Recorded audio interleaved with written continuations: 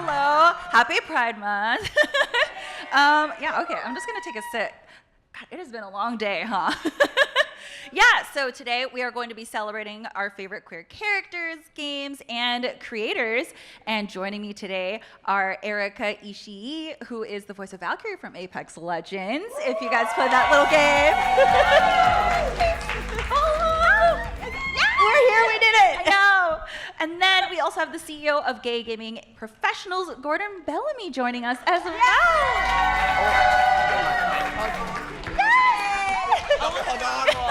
All right. So many hugs. Oh. Getting in. Okay. I think I broke my chair. Oh. It's fine. It's fine. We'll just cross. It's okay. Yes, We're fine. My legs are too strong. Yeah. Happy Pride. Yeah. All right, so the first question has to be, are you doing anything fun to celebrate Pride this year? I feel like, I don't know about you, but I feel like I am very fortunate to live in Los Angeles and have so many queer events constantly happening in different neighborhoods. So I feel like... So I went to like a Pride Tiki night, and my girlfriend is visiting from Berkeley, and you know, parties, but those always kind of happen. I think it's really nice. I think the thing about Pride that's exciting to me is that, you know, in the early days of Pride, it was a like strong statement of resistance, and now it can be a little more of a celebration of everything that they've earned for all of us. So. I'm doing all the prides. I went to LA Pride yesterday. Gonna go to New York Pride in a little bit. I went to Odessa last night. That was pretty gay. and we're doing a Pride game jam, actually. So we're doing with GGP, we're doing a game jam. So people at home, you want to make some games all month long. We're just celebrating inclusion and diversity and awesomeness and fun.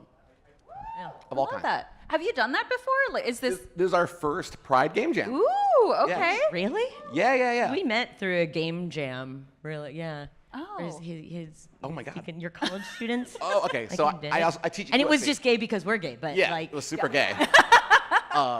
In the best way. What Erika's talking about, I taught a class at USC, and we brought the games to life on the internet.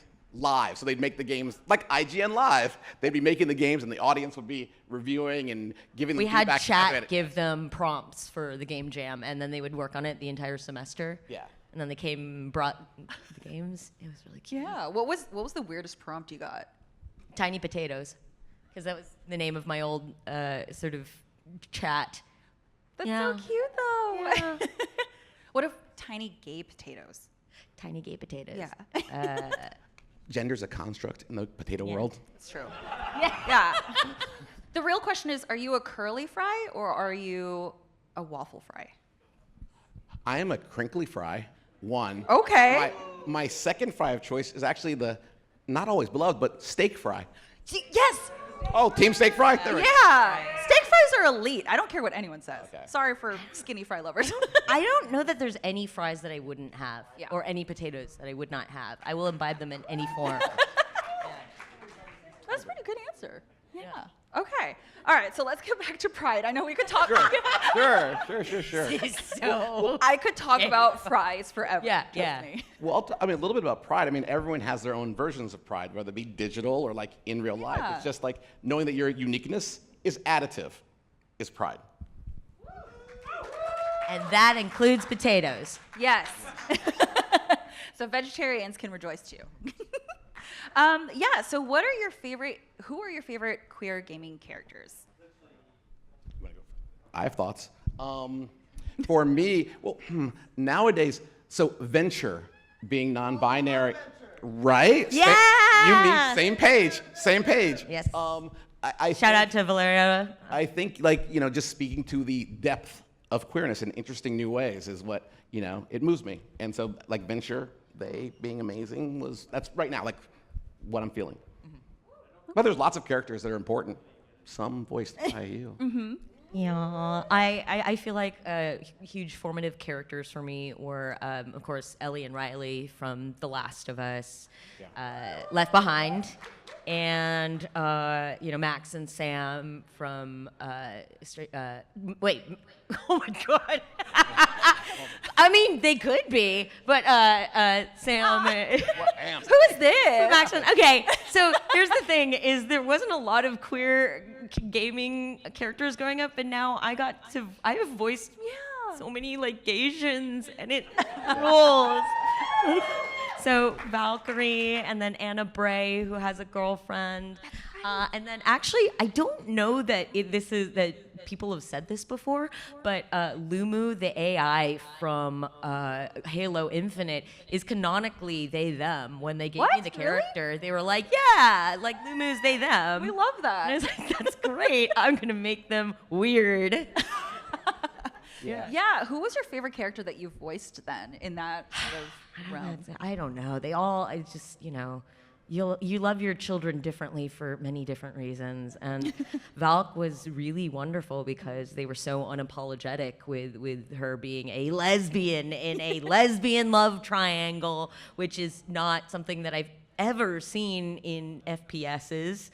And like also, there's also the layered context of she's Japanese, and she's like the Japanese character, and in Japan lesbians are still not quite talked about. It's a whole thing with queerness in Japan, and so having that aspect of her character, her cultural heritage and her sexuality and the people she loves was really, really meaningful to me. Yeah, I was gonna say my first gay character actually was my husband in Sims 2. Because shout Joe, I see you out there. I love you. And so no, it's funny because I made us as characters so that I could better understand our relationship, because we have very different personalities. Yeah. Right? I'm all blah blah blah blah blah, and he's all do. And so our characters in our house, which I made in The Sims, would actually be doing what we do at home. Yes. That would be my first. Oh, actually, his first appearance. Actually, did you ever play the Game of Life, the board game? Oh yeah, you could have the two blues. Yes, that was the first. My husband. Yeah, that's how you knew they were boys. First appearance has two blue pegs. Oh my God. See, for me, that was Barbies when I was playing in the bathtub. I'm like, now kiss. Now kiss. Yeah. Oh my God. Yeah. So, okay, we're talking about our favorite characters, but what was the one game or moment in a game that you played that made you think, yeah, I belong in gaming too? Made me feel like belong in gaming. Well, that's weird because, like, okay, growing up, I mean, coming out's a process. I was a sports bro. And so, yeah, obsessed. EA Sports in the game. Oh. And so, for me, like being able to like play like hockey and play like the games I played during the week to enjoy them on the console was sort of what made me feel I could belong in games. Wow. Yeah. So, favorite sport now then? I'm sorry? Favorite sport now then? Oh wow, now well I'm really okay. I'm obsessed. Like one of my proteges has grown up and is now running the new college football game from EA. So that's gonna be my favorite game, EA college football. But me personally, I love dodgeball. So I play dodgeball here in LA. Yes. Oh yeah, co-ed dodgeball, LA people, come check it out. Wait, I'm so interested in that. Well, get in my DMs. Okay, Let's go. great. Yes. So I said, one of the earliest queer characters that I ever saw in games was probably Birdo. Oh, nice. True. Who in the little booklet says it's like Birdo prefers to be referred to as a lady, and like it's not quite canon, but that was the first time where I was like, oh, that's recognizably not just that's recognizably gay. Which is, but my real answer is, I started, I think the first console that I ever owned for myself was Pokemon Red on the Game Boy Color, and I think growing up there was so many different games that I played, and there was just nobody told me that gaming wasn't for me. Mm-hmm. I guess. Yeah. I think it. Because it is for you. Because and for all of you. Yeah, gaming is for everybody, and the only reason that they started delineating between games are for boys ages, 8 and up is because of for marketing reasons. Yeah. And so I think maybe I came in through the wave before they had the gender aisles. You reminded me of my gender pride story. So I wouldn't be, I didn't have a console when I started. My next door neighbor, Karen Messick, a girl, Oh, name drop. had an Atari, and she'd let me come over and play next door. Yeah, that's fine. I wouldn't have, she was amazing. Hardcore gamer, Karen. Love that. Yeah. So this might be a little bit more serious, but there might be some people who, aren't quite out yet. Maybe we need to help support them. I would love to get your take on what was the moment that made you realize that you were gay, or that you were, like, for me, I did not realize I could have the same feelings for a girl that I did a boy until I met this one girl, and I was like, oh my God, wait, what are these feelings? Is this okay? And then I leaned into it, and I was like, yeah, no, that's great, because I also came up from a very conservative background where I was like, ooh, I feel like this is not right. But obviously through a lot of therapy and talking to my support group, it was they were like, no, that's great. That's amazing. That on my journey, I think, we're gonna get a little nuanced here, but this is just me. Your mileage may vary. Like, I was homosexual before I was gay, and by that I mean, like, homosexual is something you do, versus gay, someone you are. Right? And so it took me a while to identify, this is who I am, and we're gonna go to Home Depot, and we're gonna, socialize, and, do all the things, that you're gonna do. I always, I knew I was homosexual, but I didn't have a social construct for it. I couldn't picture, until I was older, and especially when I moved to San Francisco, right? And there's such a wonderful community to be a part of. I think that was a big moment for me. Yeah, that actually resonates with me as well, because I think labels are very useful insofar as they can shorthand describe to somebody the way you feel and the things that you identify with. It helps you find resources online. It helps you find community. But I think that sometimes they're difficult because they put you in a little box, and you're like, oh well, because I use this label, I sit weird. But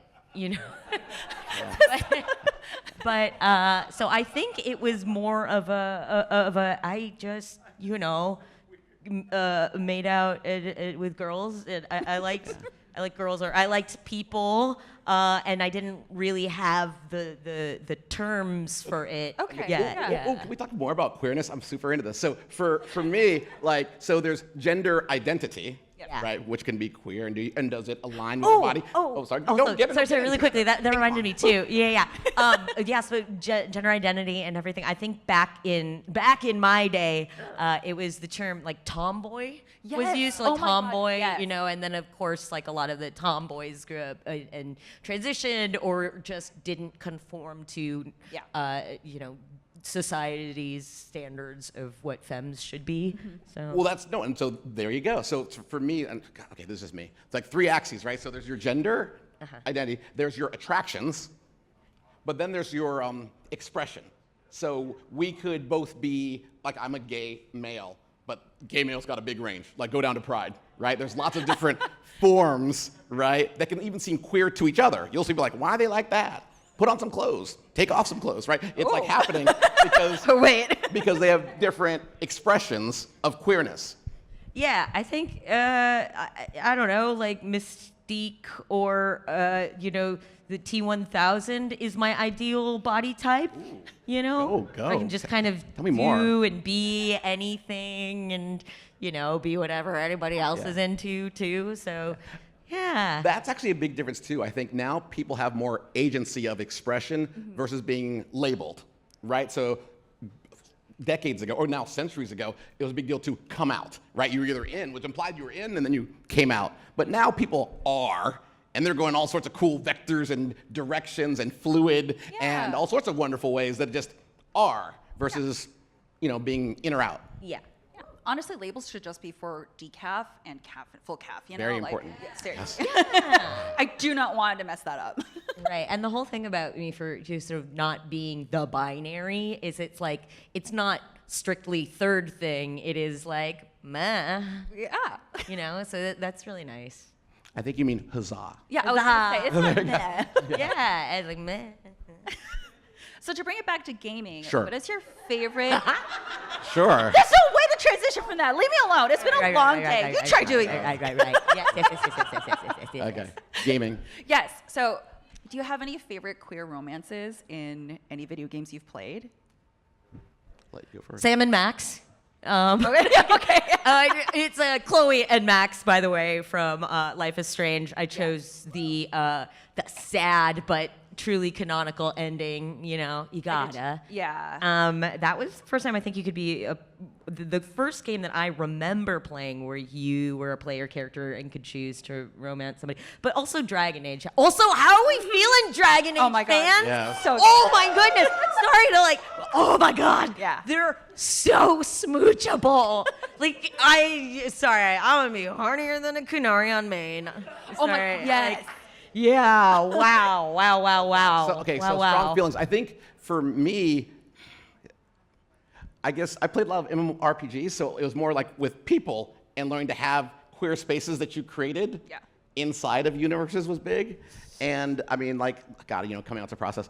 I didn't know the surprise of Samus and Metroid, so I thought I was in a gay romance because I love Samus, and I was like, oh, this is great, I can't wait till the end. And then I wasn't gay, and it was complicated. It was complicated feelings that I'm still navigating, and that's okay too, right? Hope this It's doesn't okay. awaken something in me. Wait. So hold I on. love If her. Yeah. If you could date any video game character, Ooh. You date any of them? did you just say all of them? All of them. I don't know. There's so many. Yeah, Okay. there's so many. I am rumored to be dating all of Erika Ishii's character. I didn't mean to reveal it now, but I did. IGN Live, sorry, it's out there. We're a thing. Thanks. Oh. Gordon. No, okay. Besides you, though, okay, let me think. Who I love, like romantic. What's a video game? Okay, let me think. I don't know. You go. Who do are you you? love? Oh God. No. Wait. Why is it? Waifus and husband. Wait a minute. No, not Tracer. I don't know. So I used to think that I was like, I don't know. I'm trying to think. Who would I? Ooh, yeah. You know what? Judy's Judy. one. Yeah. I think so let's narrow it down at least to categories. I think because usually it'll be like a mommy, like a Right, lady yeah. Dimitrescu, sort of a thing, like a mommy, or some sad, pathetic little boy, like a Solus. The range is huge. Yeah. Yeah, it really is. It's that's the kind of a sort of aggressive femmes or pathetic little beans that I Yeah. can change. Was it Cassandra Oh, from? Sorry, Cassandra from Dragon Age Inquisition. I was so sad that she was not Yeah. at least bi. I was like, please, I love you. Step on me. yeah. I was gonna say, See? Yeah. sometimes like Yeah, see, like a little meow meow. I know, like yes, a Therion. yes, And it's like, damn it. He's pathetic. Yeah. He's terrible, awful. I bet I could change him. Yeah, I was gonna say for me, something like the cosplay brings it to life, and so shout out to my husband because he did do it for me because he's not a gamer, but he did Soldier 76, Shut up. and I was like, not no, not no Soldier 76. Yes. And you cook? Yeah, Soldier 76. Ooh, yeah. Yeah, he's got the Wait, barbecue. did you do the barbecue? I was like, That's the one that I love seeing people cosplay. It's so easy and it's very cute. also, I mean, just talking about queer characters and Overwatch and Overwatch 2. For me, it was one of the first time I saw queer characters empowered. Yes. So rather than having the world act on them, we had guns and we were right in there, rat-a-tat-tat-tat-tat with everybody else. And right? No, but real talk. You didn't often see queer characters empowered to act on other characters in that sort of balanced, fun way and just be in the world. For me, at least. Yeah. All right. So the last question for y'all. This conversation has been so fun. It just flew by. I know. Take it up with my Where's stuff? producer. Oh, you had okay? to plug We can stuff beat too. him What up are you later. plugging? Oh. Yeah. What are you plugging? Plug. Wait, what is the last question? Okay. So, what advice do you have for LGBTQ people in gaming? Who are gamers or Who are gamers? Maybe they're game devs. Maybe maybe it's someone who hasn't come out yet who's wants a little bit of support or advice on how to handle finding their way in this world.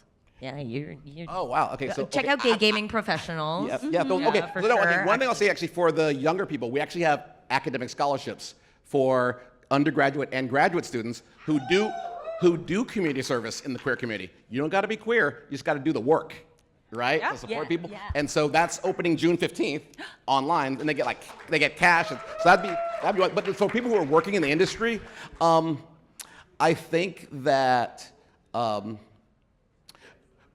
people take their cues from your own pride. Like people always talk about bringing yourself to work, like the culture ad, right? And so I guess seeing your queerness as additive to your talent, right? Additive to your voice is a thing that cumulatively, is what I would hope for people. How about you? Similarly, there's Queer Vox, which is a queer voiceover community. They have a lot of free resources. They have workshops. I'm on the board of directors there. They have Morph from X-Men 97. Yes. Okay. So it was started by J.P. Karliak, who, in addition to being Morph from X-Men '97, and he's Joker in Suicide Squad. He's in the Smurfs movie coming up. What? The Smurfs movie. He's also Boss Baby. Yeah. Anyway, so JP knows what he's up to, and he created this incredible community. And once again, it's not necessarily that you have to be queer in order to avail yourself of these resources, but do the work. Yeah, treat queer people well. Yeah. That's like everyone can do, right? And you want to treat all people well, but as long as we're talking about queer people. So there's that. And neurodiverse people. There's a great intersection between neurodiversity and queerness. And I feel, soapbox on, I feel that neurodiversity is the truth that's going to unify us all. It transcends gender and race and age and orientation everywhere. And I think that neurospiciness is actually going to be what, helps people move forward because so many people share it. Yeah. Yeah. I think also I would say to people who want to get into the industry, who are in the industry, or who are gamers, it's never a question of whether or not you belong. We've always been here. It's just now that we have platforms to discuss that, to say our piece, and suddenly are garnering more power in the industry. You reminded me. Sorry, yes, for queer people. We have a Discord which has job listings, but also has trusted people where you can talk about different workplaces. Yeah. So you can ask some of those questions before you go into an interview process about will this be a place where your talent will thrive. That's amazing. Wait, that's great. Yeah. Yeah, we'll have to link your Discord so people can come in and Well, thank you for having. No, and just real talk, IGN, wherever you are. Thank you for giving us voice. Making time to make us and the audience all part of this. It's really cool. Thank you so much for joining us. And that's about all the time we have. I'm so sorry. Erika, plug something. What are you working on? Plug something. What do you got? I have a podcast playing D&D with Brennan Lee Mulligan, Abria. Yes, there we go. Thank you. It's Worlds Beyond Number. And then also on all platforms, like a Spotify and Apple. Anywhere you get your podcasts, and I'm on some Dropout shows, which subscribe to Dropout, or if you have a friend that has a Dropout account, you can just use theirs. It's actually encouraged. Dropout is great. Thank you. I love Dropout. Any projects? I guess you were. Well, I plugged gaygamingpros.org, where you can find all the links to everything there. Trying to think what else. And support IGN, for God's sakes. It's really important. The people who support the communities need to be supported, not just in June, but all year round, right? And just to remember who did and didn't count you. Yeah. All right. Well, thank you so much. Happy Pride, everyone. Thank you. Happy Pride. Thank you so much, everyone. Happy Pride. Thanks, you guys. Oh my gosh.